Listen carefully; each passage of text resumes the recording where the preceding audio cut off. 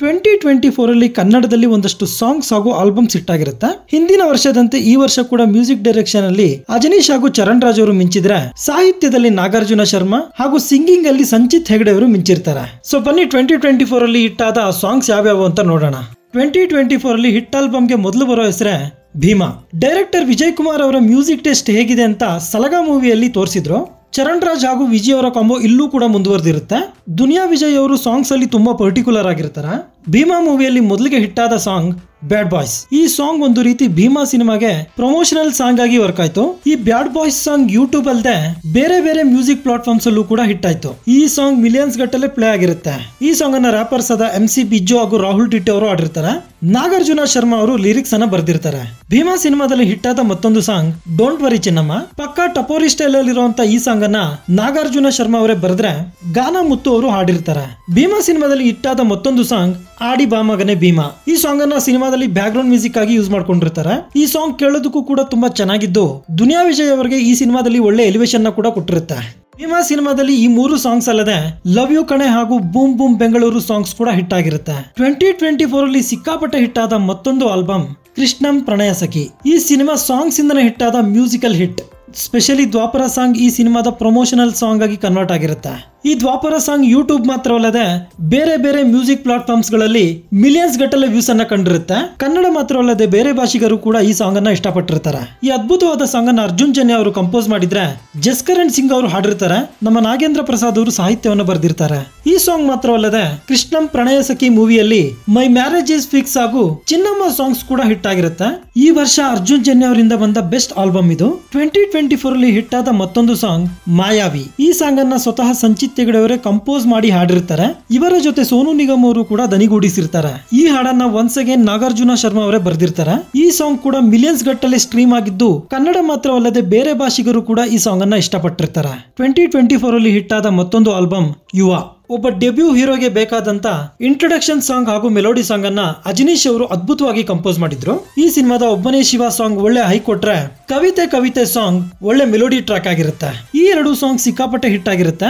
ಒಬ್ಬನೇ ಶಿವ ಸಾಂಗ್ ಅನ್ನ ಸ್ವತಃ ಸಂತೋಷ್ ಆನಂದ್ರಾಮ್ ಅವರೇ ಬರೆದು ಹಾಡಿರ್ತಾರೆ. ಇವರ ಜೊತೆಗೆ ನಕಾಶ್ ಅಜೀಜ್ ಅವರು ದನಿಗೂಡಿಸಿರ್ತಾರೆ. ಇನ್ನು ಕವಿತೆ ಕವಿತೆ ಸಾಂಗ್ ಅನ್ನ ಪ್ರಮೋದ್ ಮರವಂತೆ ಅವರು ಬರೆದ್ರೆ ಸಂಚಿತ್ ಹೆಗಡೆ ಅವರು ಹಾಡಿರ್ತಾರೆ. ಈ ಯುವ ಸಿನಿಮಾಗೆ ಅಜನೀಶ್ ಲೋಕನಾಥ್ ಅವರು ಅದ್ಭುತವಾದ ಹಾಡುಗಳನ್ನ ಕೊಟ್ಟಿರ್ತಾರೆ. ಇನ್ನು ಯುವ ಈ ಸಿನಿಮಾದಲ್ಲಿ ಮೊದಲು ಹಿಟ್ ಆದ ಸಾಂಗ್ ಟ್ರಾಲ್ ಸಾಂಗ್. ಈ ಟ್ರಾಲ್ ಸಾಂಗ್ ಸೋಷಿಯಲ್ ಮೀಡಿಯಾದಿಂದ ಇನ್ಫ್ಲೂಯೆನ್ಸ್ ಆಗಿ ಬರೆದ ಸಾಂಗ್ ಆಗಿರುತ್ತೆ. ಈ ಟ್ರಾಲ್ ಸಾಂಗ್ ಅಲ್ಲಿ ಬಹುತೇಕ ಸೋಷಿಯಲ್ ಮೀಡಿಯಾದಲ್ಲಿ ಫೇಮಸ್ ಆದವರನ್ನೆಲ್ಲ ಬಳಸ್ಕೊಂಡಿರ್ತಾರೆ. ಈ ಟ್ರಾಲ್ ಸಾಂಗ್ ಅನ್ನ ಅಜನೀಶ್ ಅವರು ಕಂಪೋಸ್ ಮಾಡಿದ್ರೆ, ನರೇಶ್ ಕುಮಾರ್ ಅವರು ಬರೆದಿರ್ತಾರೆ. ಧ್ರುವ ಸರ್ಜಾ ಅವರ ಮಾರ್ಟಿನ್ ಮೂವಿಯಲ್ಲಿ ಫೇಮಸ್ ಆದ ಸಾಂಗ್ ಜೀವ ನೀನೆ. ಈ ಹಾಡು ಯೂಟ್ಯೂಬ್ ಹಾಗೂ ಬೇರೆ ಮ್ಯೂಸಿಕ್ ಪ್ಲಾಟ್ಫಾರ್ಮ್ಸ್ ಗಳಲ್ಲೂ ಹಿಟ್ ಆಗಿರುತ್ತೆ. ಈ ಸಾಂಗ್ ಅನ್ನ ಇದರ ನಿರ್ದೇಶಕರಾದ AP ಅರ್ಜುನ್ ಅವರೇ ಬರ್ದಿರ್ತಾರೆ. ಸೋನು ನಿಗಮ್ ಅವರು ಹಾಡಿರ್ತಾರೆ.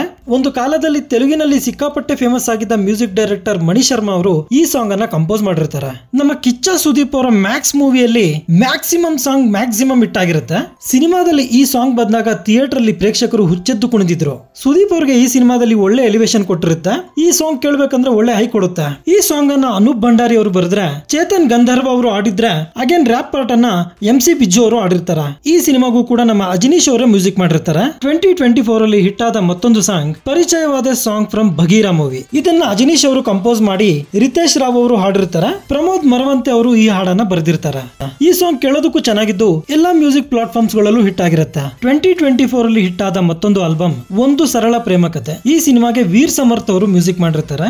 ಇವರು ಹಲವಾರು ವರ್ಷಗಳಿಂದ ನಮ್ಮ ಇಂಡಸ್ಟ್ರಿಯಲ್ಲಿ ಇದ್ರು ಕೂಡ ಇಲ್ಲಿವರೆಗೂ ಅಂಡರ್ ರೇಟೆಡ್ ಮ್ಯೂಸಿಕ್ ಡೈರೆಕ್ಟರ್ ಆಗಿ ಉಳ್ಕೊಂಡಿದ್ದಾರೆ. ಇವರು ಈ ಹಿಂದೆ ಶ್ರೀಮುರಳಿ ಅವರ ಶಿವಮಣಿ ಹಾಗೂ ವಿಜಯ್ ರಾಘವೇಂದ್ರ ಅವರ ಕಾರಂಜಿ ಸಿನಿಮಾಗೆ ಅದ್ಭುತವಾದ ಹಾಡುಗಳನ್ನ ಕೊಟ್ಟಿರ್ತಾರೆ. After A long time Suni ಅವರು ಡೈರೆಕ್ಟ್ ಮಾಡಿದ ಈ ಸಿನಿಮಾದಲ್ಲಿ ಒಂದೆರಡು ಅದ್ಭುತವಾದ ಸಾಂಗ್ಸ್ ಅನ್ನ ಕೊಟ್ಟಿರ್ತಾರೆ ಇವರು. ಅದರಲ್ಲೂ ಮೂಕನಾಗಬೇಕು ಸಾಂಗ್ ಈ ಸಿನಿಮಾದಲ್ಲಿ ಒಳ್ಳೆ ಟ್ವಿಸ್ಟ್ ಅನ್ನ ಕೊಟ್ಟಿರೋದಲ್ಲದೆ ಕೇಳೋದಕ್ಕೂ ಕೂಡ ತುಂಬಾ ಇಂಪಾಗಿರುತ್ತೆ. ಈ ಸಾಂಗ್ ಅನ್ನ ನಾಗರಾಜು B ಅವರು ಬರೆದ್ರೆ, ಕೇಶವ್ ಆನಂದ್ ಹಾಗೂ ಶ್ರೀರಕ್ಷಾ ಪ್ರಿಯಾರಾಮ್ ಅವರು ಹಾಡಿರ್ತಾರೆ. ಈ ಸಿನಿಮಾದಲ್ಲಿ ಹಿಟ್ ಆದ ಮತ್ತೊಂದು ಸಾಂಗ್ ನೀನ್ ಯಾರೆಲೆ. ಈ ಹಾಡನ್ನ ಫೇಮಸ್ ಸಿಂಗರ್ ಅರ್ಮಾನ್ ಮಲ್ಲಿಕ್ ಅವರು ಹಾಡಿದ್ರೆ, ಸಿದ್ದು ಕೋಡಿಪುರ ಹಾಗೂ ಸುನಿ ಅವರು ಬರೆದಿರ್ತಾರೆ. ಈ ಸಿನಿಮಾ ಹಿಟ್ ಆಗೋದಕ್ಕೆ ವೀರ್ ಸಮರ್ಥ್ ಅವರ ಹಾಡುಗಳು ಕೂಡ ಪ್ರಮುಖ ಪಾತ್ರ ವಹಿಸಿರುತ್ತೆ. 2024 ಅಲ್ಲಿ ಹಿಟ್ ಆದ ಮತ್ತೊಂದು ಸಾಂಗ್ ಉಪಾಧ್ಯಕ್ಷ ಸಿನಿಮಾದ ನನಗೆ ನೀನು ಸಾಂಗ್. ಈ ಸಿನಿಮಾದಲ್ಲಿ ಸಿಕ್ಕಾಪಟ್ಟೆ ಸಿಕ್ಕಾಪಟ್ಟೆ ಹಿಟ್ ಆದ ಓನ್ಲಿ ಸಾಂಗ್ ನನಗೆ ನೀನು ಸಾಂಗ್. ಈ ಸಾಂಗ್ ಯೂಟ್ಯೂಬ್ ಹಾಗೂ ಇತರ ಮ್ಯೂಸಿಕ್ ಪ್ಲಾಟ್ಫಾರ್ಮ್ಸ್ ಗಳಲ್ಲೂ ಕೂಡ ಹಿಟ್ ಆಗಿರುತ್ತೆ. ಈ ಸಾಂಗ್ ಅನ್ನ ವಿಜಯ್ ಪ್ರಕಾಶ್ ಹಾಗೂ ರಕ್ಷಿತಾ ಸುರೇಶ್ ಅವರು ಹಾಡಿದ್ರೆ ಎ.ಪಿ. ಅರ್ಜುನ್ ಅವರು ಸಾಹಿತ್ಯವನ್ನು ಕೊಟ್ಟಿರ್ತಾರೆ. ಅರ್ಜುನ್ ಜನ್ಯ ಅವರು ಕಂಪೋಸ್ ಮಾಡಿರ್ತಾರೆ. ಕನ್ನಡದಲ್ಲಿ one of the crazy combo ಅಂದ್ರೆ